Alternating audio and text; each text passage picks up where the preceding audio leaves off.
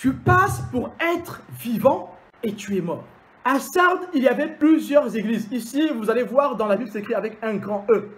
L'église de Sardes veut dire toutes les églises locales de Sardes. Et ces églises étaient unies. Ces églises locales étaient unies. Cette église se passait pour être vivante, bien qu'étant morte. Bien-aimés, c'est un message que Dieu envoie encore aujourd'hui à notre église. À l'église de Lyon, à l'église de France, à l'église universelle. Quel est notre état?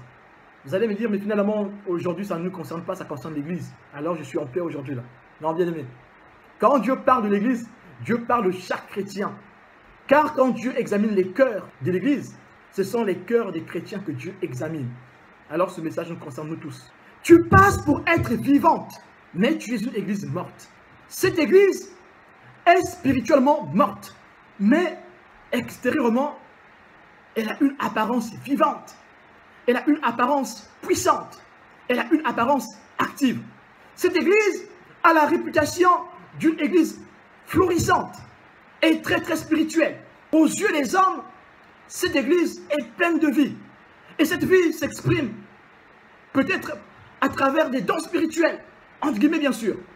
Cette vie s'exprime peut-être à travers ses actions sociales. Cette vie s'exprime peut-être à travers ses investissements matériels et humains. Cette vie de cette église s'exprime peut-être par son enthousiasme dans les choses spirituelles. Cette vie de l'église s'exprime peut-être par sa piété, par son témoignage, par son charisme, par sa théologie, par ses fondements. Il se peut que ce soit une méga church. Mais Dieu dit, tu passes pour être vivant et tu es mort. Tu feintes d'être vivant, mais tu es mort. Bien-aimé, ici, Dieu qui sonde tous les cœurs est en train de sonder le cœur de chaque chrétien de l'église de Sardes. Et nous voyons que malgré cette apparence florissante, malgré cette apparence puissante, avec le parler en langue, avec les prophéties qui sont données à l'église, le Seigneur Jésus-Christ qui lit les cœurs pouvait examiner l'intérieur des cœurs des membres de l'église de Sardes. Et il dit, tu passes pour être vivant, tu feintes pour être vivant et tu es mort. Le Messie, le Seigneur Jésus-Christ pouvait examiner l'intérieur de chaque cœur de l'église de Sardes, car il est capable de lire les cœurs, car il est omniscient, car il est omnipotent. Alors cette église pouvait feinter d'être vraie, d'être puissante, d'être florissante. Dieu connaissait la réalité de cette église. Bien-aimé, comme Dieu connaît encore la réalité de notre église aujourd'hui. L'église du 21e siècle, Dieu la connaît. Quel est l'état de l'église? Bien-aimé, l'état de l'église peut être bien examiné par le message qui est donné. Quel est le message qui est donné dans l'église? C'est par la doctrine de l'église qu'on peut connaître l'état de l'église, bien-aimé. Ce n'est pas par ce qui se passe matériellement ou physiquement, bien-aimé. Vous allez voir que dans tous les messages que Jésus envoie à ces églises, Jésus fait mention de la parole de Dieu qui est retenue. Jésus fait mention du nom de Jésus qui est retenu. Il fait mention des faux apôtres et des faux prophètes qui viennent tordre la parole de Dieu. Car la parole de Dieu est la base même de l'établissement de l'église. Sans la parole de Dieu, il n'y a pas d'église. Il n'y a pas de communauté qui obéisse à Christ sans sa doctrine, sans sa parole. Et les yeux de Dieu sont fixés sur sa parole. Quelle est la parole qui est donnée dans l'église du 21e siècle? Et bien aimé, cette crise financière que nous avons vécue a révélé beaucoup de choses. Beaucoup de personnes se sont repenties du message qu'elle donnait. Beaucoup de personnes se sont repenties. Les gens qui donnaient des messages pour pousser les gens à prospérer matériellement se sont repentis, bien aimés. Parce que le message principal que Dieu veut que l'Église écoute, c'est le message du salut. Le salut de nos âmes. Non le salut de notre corps. Non le salut du matériel, bien aimé. D'abord le salut de notre âme. C'est le message principal que le Christ veut que nous dividions, que nous transmettions. C'est ce message que, en tant qu'enseignants, nous devons transmettre. Le Seigneur pouvait lire les cœurs, malgré leur apparence spirituelle avec les paroles en langue et les prophéties. Cette église n'avait plus de véritable amour, de véritable justice de Christ, qui conduit à être ferme en ce qui concerne la parole de Dieu, qui consiste à emmener les enfants de Dieu à aimer la parole de Dieu. Cette église était devenue corrompue. La parole de Dieu était mise au second plan. Ce qui comptait plus, c'était des actions pour attirer les foules. Bien-aimés, l'Église reste fidèle quand elle garde l'amour véritable de Jésus. L'Église reste fidèle quand elle garde la véritable justice de Dieu, qui emmène à aimer la parole de Dieu plus que les hommes. Cette justice qui nous emmène à aimer la vérité plus que tout. Mais Dieu dit, je connais ton cœur, je lis ton cœur. Car il est écrit dans Psaume 26, verset 2, « Sonde-moi, Éternel, éprouve-moi, fais passer au creuset mes reins et mon cœur. » Ici, nous voyons que seul Dieu a cette capacité de sonder les cœurs, de sonder les reins. Vous pourriez aussi lire Jérémie 11, verset 20. Bien-aimés, malgré l'apparence puissante de cette église, malgré l'apparence florissante de cette église, Dieu peut lire chaque cœur dans cette église de Sardes. Dieu voit que c'est une église qui est morte. Ils sont morts. Ils passent pour être vivants, ils sont morts. Et Dieu peut lire cela. Pourquoi cette église est morte?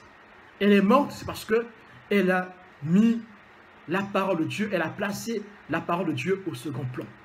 Cette église a perdu la justice. Cette église a perdu l'amour de la vérité. Alors, elle n'avait plus assez de force pour reprendre ceux qui pratiquaient le péché en son sein. Cette église n'avait plus la force pour affermir ceux qui étaient près de tomber en son sein. Bien-aimés, l'église qui est morte, c'est celle qui refuse de marcher selon la justice du Christ. C'est celle qui a perdu l'amour de la vérité. Hébreux 12, verset 15. Veillez à ce que personne ne se prive de la grâce de Dieu, à ce qu'aucune racine d'amertume poussant des rejetants ne produise du trouble et que plusieurs n'en soient infectés. Je reprends.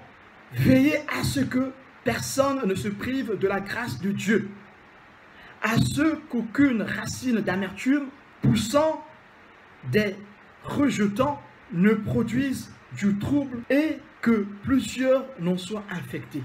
Voici ici le rôle de l'Église. L'Église qui est morte, c'est celle qui ne veille plus sur les âmes. C'est celle qui ne veille plus sur la vie spirituelle des âmes. C'est celle qui n'emmène plus les âmes à l'amour de la vérité, à l'amour de la parole de Dieu. C'est celle qui corrompt les âmes à cause de la part de gain. C'est celle-là qui est morte. Bien-aimés, c'est cette église-là que le Seigneur est en train de blâmer ici. Cette église est parmi nous, bien-aimés. Quand Dieu blâme l'église, Dieu est en train de blâmer chaque chrétien de cette église. Et bien-aimés, aujourd'hui encore, le Seigneur blâme chaque chrétien qui ne se soucie pas du salut des autres. Le Seigneur blâme tous les chrétiens qui sont permissifs. Ils ne pratiquent pas le péché, mais ils permettent le péché. Ah, mais c'est pas grave. Les homosexuels n'ont qu'à se marier. Je n'ai pas d'avis à donner. Bien-aimés, en tant qu'église, chaque chrétien a son avis à donner en ce qui concerne la vie de l'église. Bien-aimés, nous ne sommes pas là pour juger le monde. Nous ne jugeons pas le monde, bien-aimés. Nous nous jugeons, nous qui sommes du dedans. Alors, le croyant, le chrétien qui est permissif, il est mort. Bien que ne pratiquant pas le péché lui-même, mais il est mort parce qu'il tolère le péché au sein de l'Église, dans la maison du Seigneur. Ce chrétien est corrompu. Bien-aimé, vous allez me dire, mais en fait, normalement, c'était le pasteur. Non, ce n'est pas le pasteur, ce n'est pas le travail du pasteur seulement.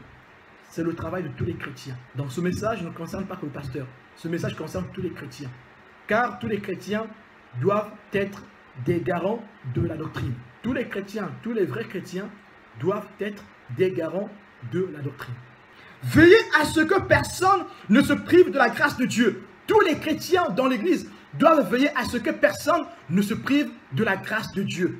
Au travers de la bienveillance, de l'amour, de l'offrande, de la donation de soi-même, bien-aimé, nous veillons. Ce message est donné à tous les chrétiens. Aux anciens de l'église, aux pasteurs, mais aussi à tous les chrétiens. Aujourd'hui, bien-aimé, tout le monde se dit prophète aujourd'hui. Tout le monde dit qu'il a le don de prophétie. Tout le monde prophétise aujourd'hui. Chaque rêve aujourd'hui est considéré comme une prophétie, bien-aimé. Faux, c'est faux. Et l'église est rentrée dans la corruption parce qu'elle n'est pas enseignée.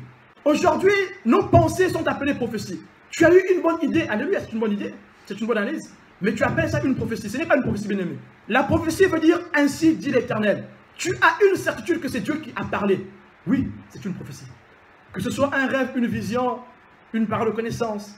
Il faut qu'il ait la signature du Seigneur, du Saint-Esprit.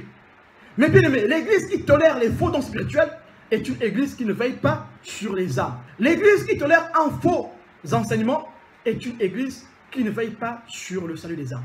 Bien aimé, l'enseignement que l'église donne a une grande importance dans le salut des âmes, pour le salut des âmes. Veillez à ce que personne ne se prive de la grâce de Dieu. On veille dans l'exhortation, dans la prière, dans la parole de Dieu qu'on enseigne dans l'église. C'est quelqu'un qui m'a appelé, qui m'a dit, mais tu as entendu parler de ça? Il y a un message qui circule sur internet sur... je suis désolé de dire ce mot, ma bouche n'arrive pas à le prononcer, mais je veux le dire pour donner le message, sur la sodomie. C'est un message aujourd'hui qui bat le plein dans l'église. Ce message est en train de gangréner l'église à cause des enseignements qui sont donnés dans les églises. Et les gens qui tolèrent que les enfants de Dieu puissent pratiquer la sodomie, oubliant que Sodome et Gomorrhe ont été détruites à cause de cet acte. Et aujourd'hui, le Seigneur n'est pas d'accord de ce message. Les enfants de Dieu ne doivent pas pratiquer ces choses. Et dimanche prochain, nous allons parler de Balaam, la doctrine de Balaam. Nous allons voir ce que c'est la doctrine de Balaam. Et nous verrons que la doctrine de Balaam, c'est celle qui pousse les gens à la débauche, celle qui pousse les gens à l'impureté, en incitant les gens dans la masturbation et dans la sodomie, bien aimés. Nous parlerons de ça dimanche prochain. Les enfants de Dieu ne doivent pas pratiquer la masturbation, la sodomie. Les enfants de Dieu ne doivent pas pratiquer la fellation. Ce sont des choses qui ne sont pas de l'Église, qui ne sont pas chrétiennes. Toutes les pratiques qui souillent l'homme, qui souillent le corps, ne doivent pas être pratiquées au sein de l'Église, au sein des enfants de Dieu. Un enfant de Dieu qui pratique ces choses, il est en train de souiller aussi l'Église avec. Et pourtant, ça se passe dans le secret. Mais Dieu voit tout. C'est l'Église tout entière qui est souillée. Et l'Église de Sardes ici passe pour une Église morte. C'est parce que parmi elles, il y a des gens qui pratiquent des abominations dans le secret. Alors, si en tant que pasteur, je viens encourager la sodomie, alors bien aimé, fouillez. Si en tant que pasteur, je viens vous dire que c'est bon la masturbation, et surtout pour les célibataires, comme ils sont seuls, c'est pour éviter la débauche, c'est pour éviter la fornication. Bien aimé, c'est que je suis perdu. Fouillez, fouillez-moi. Ne me dites même plus bonjour, parce que c'est une abomination. Nous allons étudier en long et en large les points que je viens de soulever. On doit trouver dans la maison de l'enfant de Dieu aucune souillure. Nous devons veiller, bien aimé. Nous devons veiller. Veiller à ce que personne ne se prive de la grâce de Dieu.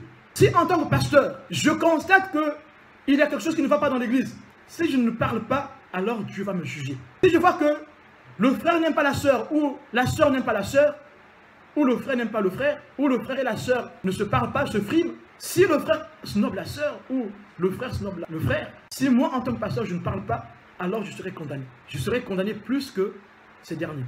Parce que j'ai vu, je n'ai pas parlé. Veillez à ce que personne ne se prive de la grâce de Dieu. Veillez à ce qu'il n'y ait ni débauché, ni profane. Verset 16. À ce qu'il n'y ait ni débauché, ni profane comme Ésaü, qui pour un mets vendit son droit d'aînesse. Amen. Veillez à ce qu'il n'y ait pas de débauché. Bien aimé, voilà pourquoi nous parlons de ce sujet ce matin. Vous allez dire, mais il est bizarre, le pasteur, il parle des mots compliqués là, c'est pas possible. Mes gens ne supportent pas ça. Moi aussi, ça m'insupporte, bien aimé. Mais il faut que je le dise. La Bible dit ici, Hébreux 12, verset 16, veillez à ce qu'il n'y ait ni débauché, ni profane. Pratiquer ces choses que je viens de citer, c'est faire de la débauche, des souillures. Alors, si je ne condamne pas ces choses, alors moi-même je suis dans la souillure. Et même si je ne pratique pas ça chez moi, je finirai par pratiquer parce que je tolère ces choses. Pour ne pas perdre les âmes, pour que l'église grandisse. Bien aimé, on n'est pas là pour que l'église grandisse, on est là pour que l'église soit sauvée. Maintenant, si quelqu'un ne veut pas écouter la vérité, alléluia. Il ira là où on prêche la fornication, là où on prêche la sodomie, là où on prêche la masturbation. Aujourd'hui, il y a beaucoup d'églises qui prêchent la masturbation, qui disent aux jeunes, pouvez-vous masturber? C'est pour éviter de faire la débauche avec les sœurs. C'est un péché, bien aimé. La masturbation est un péché. C'est comme la convoitise des yeux est un péché. C'est comme la fornication est un péché. Pourquoi les gens du monde appellent ça Madame 5 doigts? Pourquoi? Eux-mêmes, ils savent pourquoi ils appellent ça Madame 5 doigts. Parce que c'est de l'infidélité. Alors, bien aimé, si tu es marié et que tu pratiques la masturbation, tu es infidèle. Bien aimé, si tu es marié et que tu pratiques la pornographie, tu es infidèle. Ça, c'est l'infidélité. Ça peut être un motif de divorce. La masturbation, la pornographie, c'est de la consommation sexuelle. La sodomie, c'est un péché. Et Dieu condamne ces choses. Et ce matin, nous les condamnons nous aussi. Maintenant, si tu as écouté ces messages sur Internet et que tu te dises que finalement, comme ce pasteur-là qui est très connu prêche ça, moi aussi je peux pratiquer ça, bien aimé, tu es dans le péché. Contentons-nous de ce que dit la parole de Dieu. C'est ce qui compte. Qu'est-ce que dit la Bible? Si la Bible condamne ces choses, il faut que tu arrêtes. Le rôle de l'Église, c'est de prêcher contre les snobeurs, ceux qui snobent les autres, et se croient plus importants que les autres dans l'Église. C'est des choses qu'on vit aujourd'hui dans l'Église de Dieu bien-aimé, pas dans le monde. Le chrétien snobe l'autre chrétien, le pasteur snobe l'autre pasteur, la sœur snobe l'autre sœur, le frère snobe l'autre sœur, le frère snobe l'autre frère. On retrouve le monde dans l'Église. Le monde est même plus sage que l'Église aujourd'hui. Bien-aimé, c'est pas moi qui le dis, c'est Paul qui le dit. Paul dit qu'on retrouve même des gens qui prennent les femmes de leur père dans l'Église, à l'Église de Corinthe. C'est pas moi qui le dis, hein. Bien-aimé, l'Église de Sardes, son parler en langue n'était que du baragouinage. Ses dons prophétiques n'étaient que des vaines prophéties, des mensonges. Ses miracles et guérisons n'étaient qu'une mascarade, un fruit des ténèbres. Oui, bien-aimé, ce n'est pas des vraies prophéties. Bien-aimé, si en tant que pasteur, je n'examine pas les dons spirituels, je suis devenu faux moi aussi. Même si tu es la personne qui investit beaucoup pour l'œuvre de Dieu, si tu viens me donner une prophétie, il faut que je l'examine. Sinon, je suis devenu faux moi aussi. Et comment je fais pour examiner le don prophétique? Je vois ton comportement. Comment tu te comportes? Quel est ton comportement? Je vois aussi ton habillement. Bien-aimé, tu ne peux pas avoir le don prophétique et t'habiller comme une vulgaire femme, comme un vulgaire homme. Comment tu t'habilles? Bien-aimé, allez aujourd'hui dans les églises. Remarquez les femmes qui ont les dons spirituels, vous allez voir comment elles sont. Mais comment elles s'habillent ces femmes qui ont les dons spirituels? Les vrais dons. Les femmes qui ont les vrais dons spirituels, les hommes qui ont les vrais dons spirituels s'habillent comme des hommes respectables, comme des femmes respectables. Bien-aimé, même si on ne t'a pas enseigné, et si vous allez sur YouTube, sur le compte de l'église YouTube, il y a un enseignement qui est donné sur la sanctification pour autrui. Comment tu peux dire que tu as les dons spirituels et tu continues à t'habiller comme quelqu'un du monde? Comment? Que tu sois homme ou femme, comment? Et moi, il faut que j'enseigne ces choses. Sinon, je serai blâmé, je serai mort, je serai corrompu. Comment nous nous habillons? Ça, c'est un point aussi très important. On parle de le plan sexuel, mais il y a aussi le plan d'habillement. Et notre langage aussi. Est-ce que je continue à utiliser les gros mots? Comment je m'habille? Comment je parle? Comment je me comporte? Bien aimé, ces petites choses que je suis en train de condamner ce matin, ce sont des choses qui gangrènent la vie de l'Église. Et surtout les dons prophétiques et le parler en langue. Tout le monde parle en langue et c'est anodin, ça passe inaperçu. Et Satan véhicule son message au travers du parler en langue. Quand c'est faux. Et Satan véhicule son message à travers la prophétie, quand elle est fausse. Alors, comment on fait pour examiner le don prophétique? Il faut voir comment la personne se comporte. Même si ce que tu donnes est vrai, mais si ton comportement ne change pas, je ne prends plus tes prophéties. C'est ce que dit la parole de Dieu. On examine les prophéties à la lumière de la parole de Dieu. Comment tu t'habilles? Est-ce que tu t'habilles encore en laissant ton torse dehors, pour nous les hommes, ou encore les femmes, en laissant des attributs dehors, par exemple? Est-ce que moi, en tant qu'enfant de Dieu, je peux encore laisser mes attributs dehors? Pour les sœurs, nous les hommes, notre torse, on le laisse dehors. Nos attributs, on les expose à la place publique. Est-ce que vous avez déjà vu le reine d'Angleterre avec les leggings? Vous avez vu dans la famille royale? Mais prenons seulement Meghan. Meghan qui était star, qui fait partie de la famille royale. Est-ce qu'aujourd'hui, vous voyez Meghan porter un collant? Est-ce que vous avez déjà vu ça? En tout cas, moi, je n'ai jamais vu ça. Mais et pourtant, quand nous sommes enfants de Dieu, nous sommes des princes et des princesses. Alors nous devons nous comporter comme dans la famille royale. Nous sommes de la famille royale. Et non un royaume terrestre, mais un royaume spirituel. Alors si nous sommes du royaume spirituel, il faut que notre aliment change aussi, bien aimé. Alors, je ne mets plus un collant qui vient me serrer les fesses. Et pourtant, nous avons le Saint-Esprit. Il nous parle. Mais on se laisse séduire, on se dit, bah, écoutez, je veux séduire. Il faut que je laisse quand même. Et pourtant, dans ton cœur, l'Esprit de Dieu t'a dit, ah Fabrice, c'est pas bien, ton pantalon il serre trop les fesses. Et qu'est-ce que tu fais? Tu mets sur toi une chemise qui ne couvre même pas les fesses en question. Le Seigneur va te demander des comptes. Et tu dis que tu as le don prophétique, et tu dis que tu parles en langue. Comment tu peux parler en langue? Bien aimé, moi quand je suis venu dans le Seigneur, jusqu'à ce que je dis bien aimé, Dieu continue à me parler. Dieu me dit, Fabrice, telle chose ne fait plus. Telle chose ne fait plus. Et je dois lutter pour que je ne fasse plus ces choses-là. Mais si toi et moi dans le même esprit, comment toi, tu dis que tu as le Saint-Esprit, mais tu continues à faire comme les gens du monde, pour séduire? Pourquoi? Faut me dire aussi. Parce que moi aussi j'ai l'esprit comme toi. Ton pantalon vient dessiner le sillon interfessier. Ça rentre bien comme ça là. C'est de la débauche. Nous devons nous sanctifier pour les autres. On appelle ça la sanctification pour autrui. Comment tu t'habilles? Et tu dis que tu es enfant de Dieu, comment tu t'habilles? Et tu laisses ton ventre dehors. Ton ventre. Le ventre de ton mari, tu le laisses dehors. Ou de ton futur mari. Tu le laisses dehors. Comment ça? Comment tu peux le laisser dehors? Tes décolletés. Dieu voit tes décolletés. Tu penses que Dieu est content? Dieu n'est pas content. Dieu voit ton décolleté. Bon, Dieu qui est saint, il voit ton décolleté. Rends-toi compte. Moi, je suis un pécheur, mais Dieu est saint. Mais Dieu voit ton décolleté. Regarde. Il n'y a pas que vous les femmes qui mettez des décolletés. Hein. Nous aussi on peut mettre des décolletés. Hein. Nous sommes des enfants de Dieu. Si nous avons le même esprit bien-aimé, moi au fur et à mesure que j'ai grandi en Christ, l'esprit m'a toujours dit, ça ne fait plus, ça ne fait plus, ça ne fait plus. Et petit à petit j'obéissais jusqu'à ce que un jour j'atteindrai la perfection. Mais toi bien-aimé, pourquoi tu ne veux pas arrêter? Pourquoi tu te laisses séduire tous les jours? Pourquoi? On a le même esprit. Si tu as le même esprit que moi, toi aussi il devait t'enseigner comme il m'enseigne tous les jours. Ah Fabrice, ça ne fait plus. Ah Fabrice ne parle plus comme ça. Ah Fabrice ne dit plus ça. Moi il me le dit tous les jours. Mais toi, qu'est-ce que tu fais de l'esprit que Dieu t'a donné? Bien-aimé, si tu ne changes pas, l'esprit que tu as va s'affaiblir. Tu n'auras plus que des rêves. Comme tout le monde fait des rêves. Et ton don spirituel ne pourra pas grandir. Si tu veux qu'il grandisse ce don spirituel, plie-toi. Je vous prends l'exemple d'une dame que j'ai connue. Maman Charlotte. Regardez comment est cette femme. Elle prend le soin de couvrir son corps. Bien, ne me dites pas parce que c'est notre ancienne. Non, c'est faux. Hein? Parce qu'elle craint Dieu. Il y a des femmes de son âge qui exposent tout dehors. Elle cache ses jambes. Oui, bien aimé, elle cache ses jambes. Mais toi, comment tu t'habilles? Comment tu t'habilles? Les femmes spirituelles s'habillent comme cette sœur s'habille. Chacun de nous a son style, mais elle couvre tout son corps. C'est de ça que je veux parler. Cette femme couvre son corps. Bien aimé, je ne suis pas là pour donner la prédication que les femmes peuvent porter le pantalon ou pas. Ce n'était pas le but. Dieu ne m'a pas appelé pour parler de ça. Quand Dieu a adressé à moi, Dieu a dit, il faut que la femme se couvre. Voilà. La femme doit couvrir ses attributs. La femme doit couvrir ses attributs. C'est comme ça. Et la femme et l'homme n'ont pas les mêmes attributs. Donc si vous me dites maintenant les hommes aussi, mettez maintenant les robes, non. Les femmes et les hommes n'ont pas les mêmes attributs. Les femmes doivent couvrir leurs attributs. C'est ça être chrétienne. C'est ça être enfant de Dieu. Faire un sacrifice pour Dieu. Garde ça pour ton mari. Parce que les reines ne montrent pas leur corps dehors. Les princesses ne mettent pas leurs seins dehors. Les princesses ne mettent pas leurs fesses dehors. Les princesses cachent tout. Les princes ne montrent pas leur torse dehors. Ils cachent tous les princes. Comment tu peux dire que tu as les dons spirituels, tandis que tu ne veux pas faire ce que Dieu te dit? Mais bien aimé, je sais que tu as l'esprit de Dieu comme moi. Mais si tu ne fais pas attention, l'esprit va se retirer. Tu ne feras plus que des rêves comme tout le monde fait des rêves. Mais toi, tu vas continuer à faire des rêves qui sont vrais, mais tu n'auras plus l'esprit de Dieu. Tu n'auras plus l'esprit de Dieu. On peut faire des rêves qui sont réels, mais sans avoir l'esprit de Dieu. L'esprit de Dieu nous a déjà fouillé parce qu'on a résisté. Bien aimé, toutefois qu'on résiste à l'esprit de Dieu, sa présence amoindrit. Tu ne peux pas dire que tu as le don spirituel si Dieu ne te parle pas à toi-même. Tu commences à faire comme un païen, comme une païenne.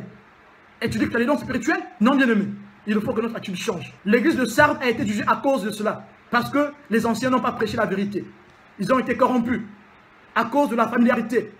À cause des affinités. Bien aimé, que Dieu me garde que je ne rentre pas dans les affinités. Pareil, bien aimé, si tu vois que ça ne marche pas, viens me voir, viens me parler. Dis frère, ah, telle chose, c'est pas bon. C'est pas de Dieu. Tant que nous sommes fidèles, Dieu ne pourra pas montrer un péché qui est en toi tant que tu es fidèle. Parce que avant que cette chose n'arrive, Dieu te montre à toi. Et alors tu vas commencer à te demander pardon et jeûner et t'agenouiller. Alors Dieu ne va plus montrer ça à quelqu'un. Tu montres ton péché à quelqu'un, c'est parce que tu n'as pas voulu te repentir. Voilà pourquoi Dieu peut montrer ce péché à un autre. Alors tous les jours, je prends le soin de me réexaminer. C'est ce que nous devons faire, tous les chrétiens, nous devons faire cela. Prendre le temps de s'examiner tous les jours. Mon habillement, mon langage, tout, je m'examine. Si je vois que j'ai eu un écart de langage, je vais dans la chambre, je prie, je demande pardon. Et j'essaie de faire des efforts la prochaine fois. C'est ça, bien-aimé. Et ce comportement, je l'applique dans ma vie tout entière, pas seulement qu'à l'église. Même à la maison, j'applique le même comportement. Si je sais que là, j'ai mal agi, j'ai mal réagi, j'ai mal parlé, alors je demande pardon devant le Seigneur. Je me repens. Et je demande pardon. Et la prochaine fois, j'ai fait des efforts pour ne pas refaire la même chose. Voilà. On appelle ça être enfant de Dieu. Je ne suis pas parfait, mais je cours pour être parfait. Voilà pourquoi je peux encore faire des erreurs et me repentir. Et nous, les enfants de Dieu, nous sommes appelés à nous repentir tout le temps. À reconnaître que nous avons mal agi. Un enfant de Dieu qui insiste dans la fausseté, l'esprit de Dieu va partir. Alors ton don de langue va partir. Ton don de prophétie va partir. Il va s'effacer. Faisons comme les enfants de Dieu. Même toi-même quand tu pries. Dis-moi un peu. Tu vas à l'église, tu te maquilles, tu t'habilles comme si tu partais à un entretien. Ou je ne sais pas, à un gala. Mais quand tu vas prier, bien-aimé, dis-moi, comment tu vas te sentir? Tu vas être dans l'adoration du Seigneur ou dans ton adoration? Bien-aimé, je sais une chose, c'est que quand on est bien frais comme ça, quand on est bien maquillé comme ça, on est au top comme ça, on ne pense plus à Dieu. On prie Dieu, on fait attention. Ah, il ne faut pas que je enlève trop.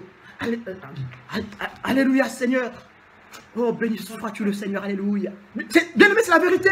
Tu seras en train de faire ça pendant que tu pries. Tous on est passé par là. Je ne parle pas que de toi, je parle aussi de moi. Hier, c'est ce que je faisais moi aussi. Parfois, tu vas prendre le téléphone. Alléluia, Seigneur. En fait, quand tu dis Alléluia, Seigneur, ton cœur est sur le téléphone. Tu veux te mieux si tu n'as pas dérangé ta coiffe, ou tu n'as pas dérangé tes sourcils, ou ton maquillage. Bien-aimé, nous venons à l'église pour adorer le Seigneur. Et il est temps qu'on rentre dans la vraie adoration. Bien-aimé, je vais encore dire une chose, en tant que pasteur. Pas parce que tu as les dons spirituels que forcément tu es avec Dieu. Je suis désolé de te dire, mais c'est la vérité. Pas parce que tu opères des miracles que Dieu est avec toi. Je suis désolé de te le dire, bien-aimé. Tu peux opérer des miracles, Dieu n'est pas avec toi. Nous avons beaucoup d'exemples dans la Bible où les gens opéraient des miracles, mais Dieu n'était pas avec eux. Et Dieu permettait parfois que ces gens opèrent des miracles. Mais Dieu n'est pas là. Vous avez vu ce que Dieu a fait avec Balaam?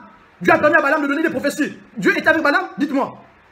Quand Balaam a donné des prophéties sur Élam, sur les pays de l'Orient, lisez Nombre chapitre 23 et 24. Balaam donne des prophéties. Est-ce que Dieu était avec Balaam? Mais pourtant, Dieu a permis à Balaam d'opérer ces miracles, d'avoir ces prophéties. Dieu peut permettre certaines choses dans la vie des humains pour éclater sa gloire. Cela ne veut pas dire que non, Dieu t'accepte. Dieu n'a pas accepté Balaam. Nombre 31, verset 8. La Bible dit que Dieu tua Balaam par la main des enfants d'Israël, parce qu'il avait corrompu les enfants d'Israël par ses enseignements. Bien aimé, Dieu a frappé Balaam parce que Balaam a corrompu les enfants d'Israël par son enseignement. Et pourtant, c'est Dieu qui a donné des prophéties à Balaam concernant les pays d'Orient, ce qui allait arriver plus tard. Donc, bien aimé, ce n'est pas parce que tu donnes des prophéties ou tu parles en langue ou tu fais des miracles que Dieu est forcément avec toi.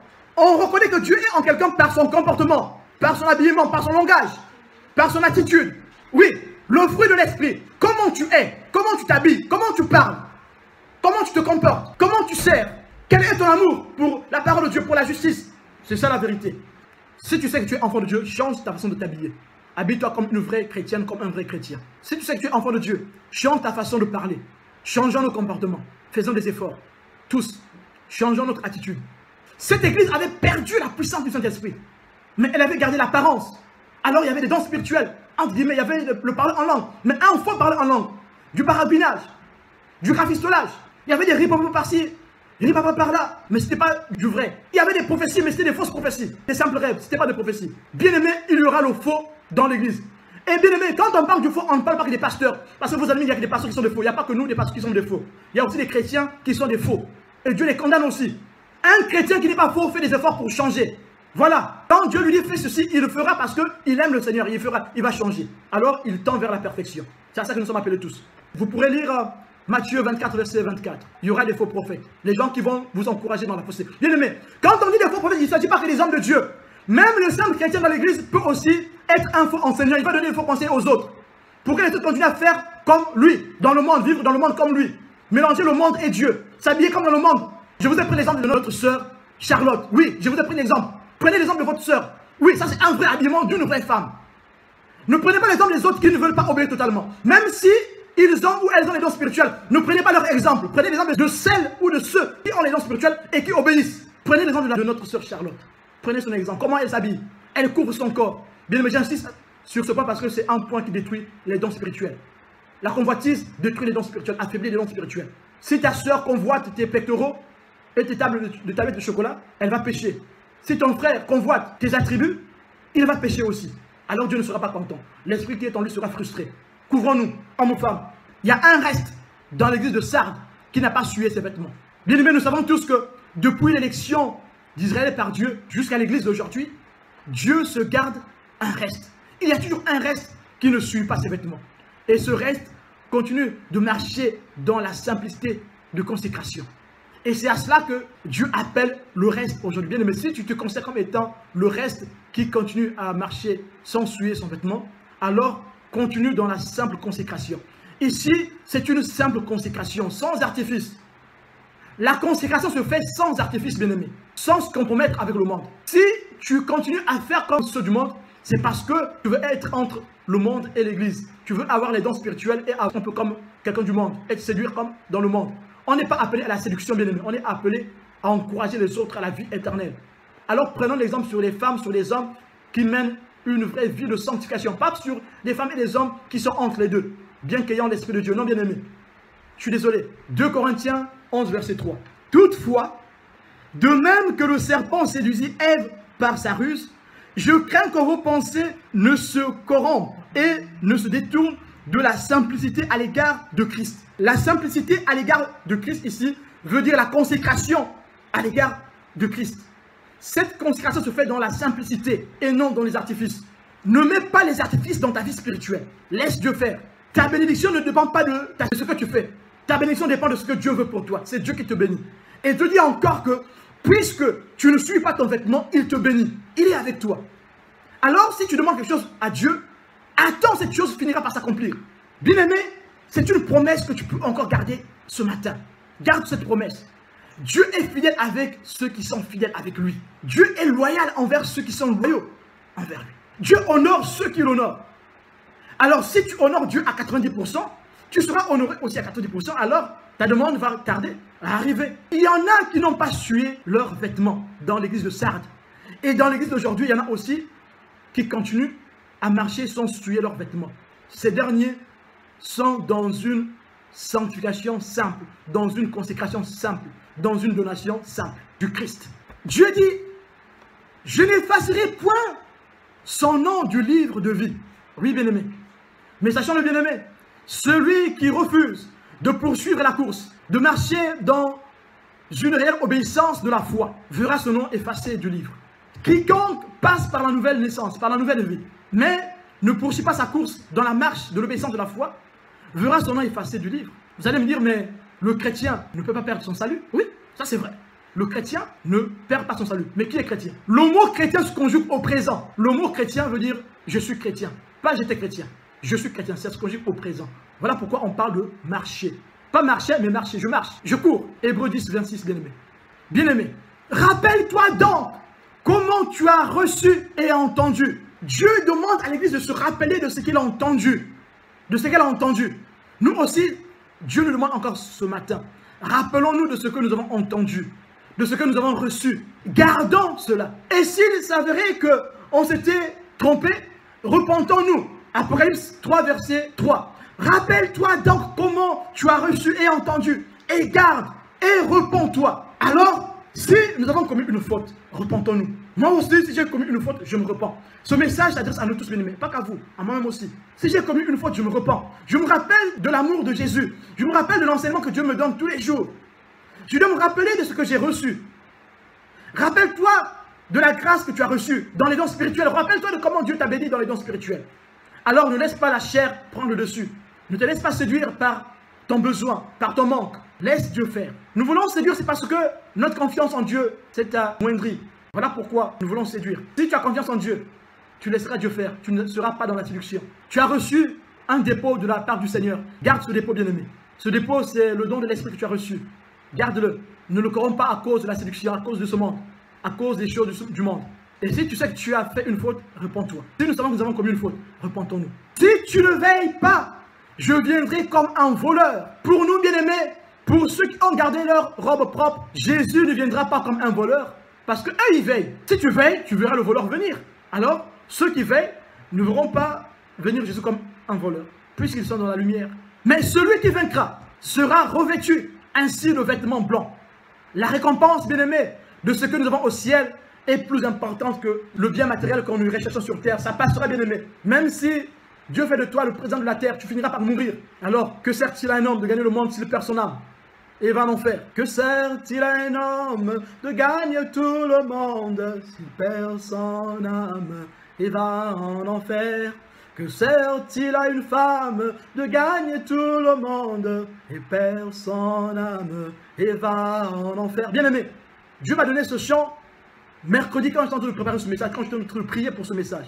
Dieu disait, que sert-il à un homme de gagner tout le monde s'il perd son âme et il se retrouve en enfer?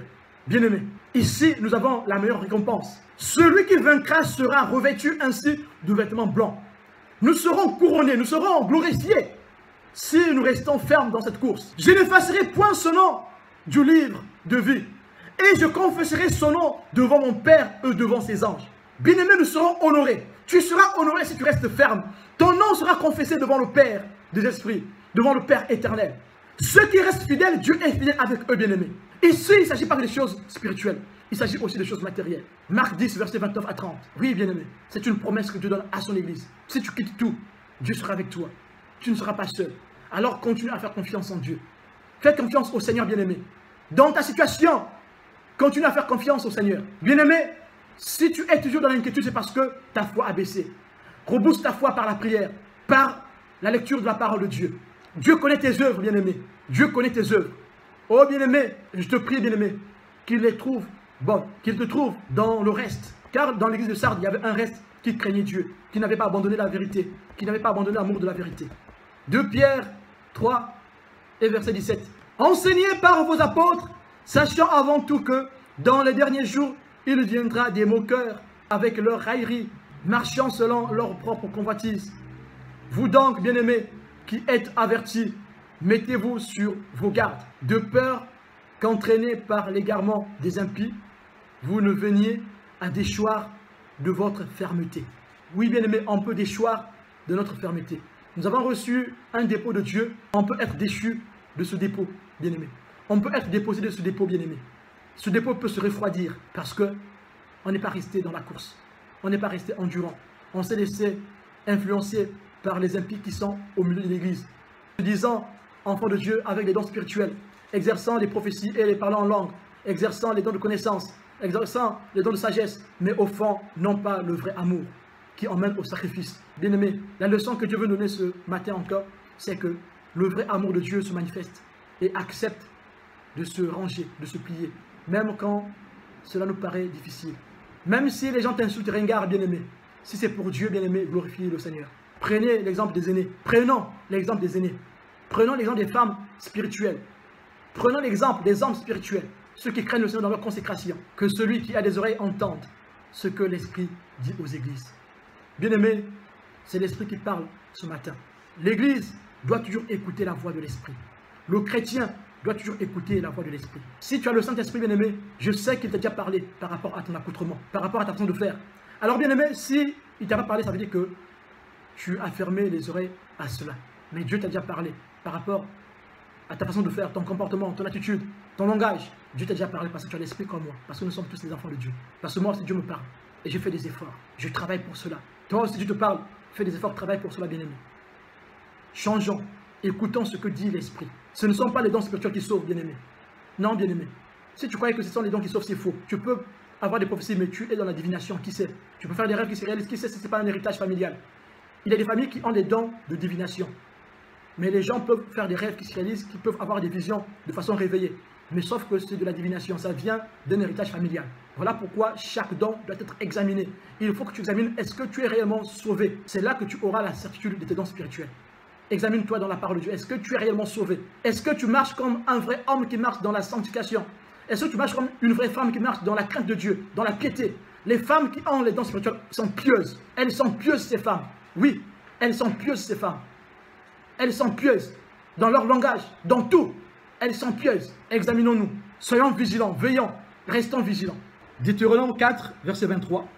Veillez sur vous, afin de ne point mettre en oubli l'alliance que l'Éternel, votre Dieu, a traitée avec vous, et de ne point faire d'image taillée, de représentation quelconque, que l'Éternel, ton Dieu, t'ait défendu. Pour nous, nos idoles aujourd'hui, ce sont nos comportements, nos envies, nos besoins, les attraits de la chair. Et l'accoutrement fait partie de cela. Le comportement fait partie aussi de l'idolâtrie. Nos comportements vestimentaires font partie aussi de l'idolâtrie. Nos comportements verbaux, nos agissements, nos réactions, tout ça, ça fait partie de l'idolâtrie aussi. Soyons vigilants. Je vous laisse lire chez vous 1 Pierre 5, verset 8. 1 Pierre 1, verset 13. Marc 13, verset 33. Je vous laisse lire aussi 1 Corinthiens 16, verset 13. Et Matthieu 24, verset 42. Que Dieu vous bénisse.